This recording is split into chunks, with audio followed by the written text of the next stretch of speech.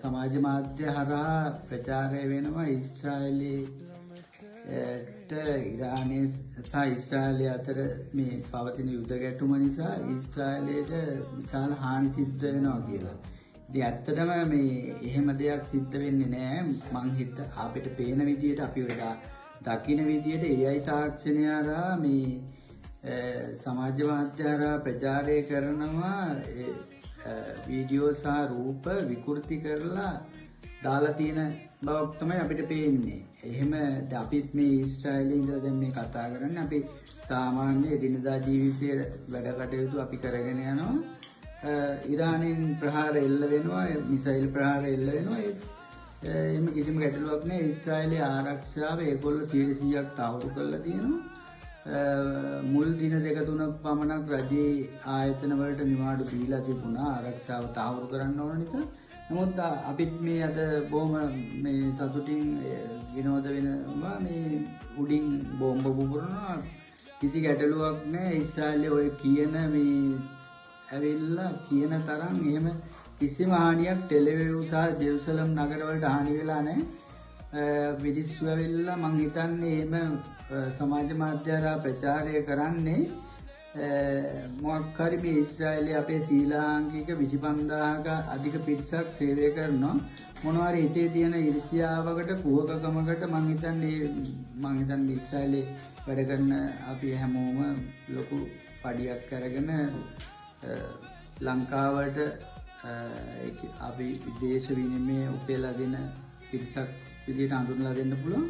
ඒ මොකක් හරි ලංකාවෙන් ඊශ්‍රායලයට එන්න බැරි වුණ පිරිසක්ගේ තියෙන කුහකකම සහ ඊර්ෂ්‍යාව නිසා ඒගොල්ලෝ මේ විවිධ ප්‍රචාර මේ පතුරවන බව තමයි අපිට පේන්න තියෙන්නේ. ඉතින් ඇත්තටම මේ මම හිතන්නේ ඔය බොරු මේ රූපරාමු දාලා සමාජ මාධ්‍ය හරහා ඔය ගාසා තීරයට එල්ල වුණු ප්‍රහාර වලින් ඊශ්‍රායලයෙන් ගාසා තීරයට එල්ල වුණු ප්‍රහාර වල පින්තූර දාලා තමයි ඔය මේ AI තාක්ෂණය හරහා විකෘති කරලා තමයි ඔය පින්තූර දාලා තින්නේ. ඒ නිසා අපි මේ බලන ලංකාවේ අපි හැමෝගෙම ඉල්ලීමක් කරනවා. අපිත් දැන් ඊශ්‍රායලයේ ඉන්නේ මේ වෙලාවේ තුඩින් මේ මිසයිල් ප්‍රහාර එල්ල වෙනවා. ඒවා අපේ මේ ඊශ්‍රායලයේ තියෙන අයන් ඩෝම් සහ අයන් බීම් තාක්ෂණයට ඒවා සම්පූර්ණයෙන්ම මේ බ්ලාස්ට් වෙලා විනාශ වෙලා යනවා. ඉතින් අපි බය නැතුව මේ රටේ ඉන්නවා. අපි එදිනදා වැඩ කටයුතු කරනවා සාමාන්‍ය පරිදි.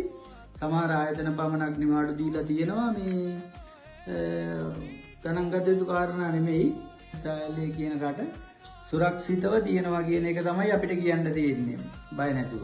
එනකන් අපේ ශ්‍රී ලංකාවේ කිසිම සේවකයෙකුට මේ රටට ඇවිල්ලා ඉන්න ජීවිත හානියක් හෝ තුවාලයක්වත් සිදු වෙලා නැහැ කියන එක තමයි අපිට 100%ක් කියන්න තියෙන්නේ. ඇත්තටම අපිට කියන්න තියෙනවා තව එක දෙයක් මේ තායිලන්ත අපිට ආරංචි වුණ විදිහට තායිලන්ත පිරිමිලම් දෙදෙනෙක් මේ එළියට ගිහිල්ලා මේ බ්ලාස්ට් වෙන ඒවා බලන්න ගිහිල්ලා ඒගොල්ලන්ට අකරතැබ්බයක් වුණා කියලා අපිට දැක ගන්න ආරංචි වෙන්න තියෙනවා. ඒගොල්ලෝ ඒ බ්ලාස්ට් වෙලා බිමට වැටිච්ච කෑලි වැටිලා ඒගොල්ලෝ දෙන්නෙක් ජීවිතක්ෂයටපත් වුණා කියන ආරංචි අපිට දැනගන්න ලැබුණා. එච්චරයි විදේශිකයෝ විදියට අපිට එච්චරයි දැනගන්න ලැබුණු සීරියස් ඉන්ජරි. ඒ හැර ලංකාවේ කිසිම කෙනෙකුට කිසිම ආපදාවක් සිද්ධ වෙලා නැහැ කියන දේ අපිට 100%ක් තහවුරු කරලා කියන්න පුළුවන්. ලංකාවේ සමාජ මාධ්‍ය හරහා බොරු ප්‍රචාර දාන බොරු වීඩියෝ AI තාක්ෂණය හරහා ප්‍රචාරය කරන අයට අපිට දෙන්න තියෙන නිවේදනය මේක තමයි. අපිට කියන්න තියෙන දේ ඒක තමයි. ලංකාවේ ඉන්න අය රැවටෙන්න එපා. ඊශ්‍රායලයේ කියන රට 100%ක් ආරක්ෂාව අතින් තහවුරු කරලා තමයි ඒගොල්ලෝ මේ යුද්ධයට සැරසුනේ. ඒ වගේම ඒගොල්ලෝ මේ යුද්ධය පටන් ගත්තේ රටේ ජනතාවගේ ආරක්ෂාව 200ක් තහවුරු කරලා. ඒ නිසා ලංකාවේ ඉන්න කිසිම කෙනෙක් වැළලෙන්න එපා බොරුවට මේ ඊශ්‍රායලයේ ෆ්ලැට් වෙලා කියන කතාව අපි එහෙනම් අදටත් මේ ලස්සනට කාලා බීලා ජොලි කරලා මෙතන අදටත් මේ ලස්සනට උඩින් ඩෝම් ගන්නවා. අපි ගාණක්වත් නැතුව අපි ලස්සනට ඉන්න ලංකාවෙන් ඊශ්‍රායලයට එන්න අපේ සහෝදර සහෝදරියන්ට ඕගොල්ලෝ එන්න හදන උත්සාහය අත්හරින්න එපා. ඕගොල්ලෝ බය වෙන්න එපා. ඕගොල්ලොන්ගේ උත්සාහය ඒ විදිහටම කරගෙන ගිහිල්ලා ඕගොල්ලන්ගේ උත්සාහය සාර්ථක වෙන්න කියලා ප්‍රාර්ථනා කරනවා. එන්න හදන අයටත් එහෙනම් අපි සුබ ප්‍රාර්ථනා කරනවා. ඕගොල්ලෝ බය නැතුව ඕගොල්ලෝ මේ යුද්ධය තව සුමාන දෙකක් විතර යනකොට අවසන් වෙයි. මේ කියන විශ්වාසය අපිට තියෙනවා. අපි මේ රටට ආදරේ ජය වේවා හැම දිනකටම.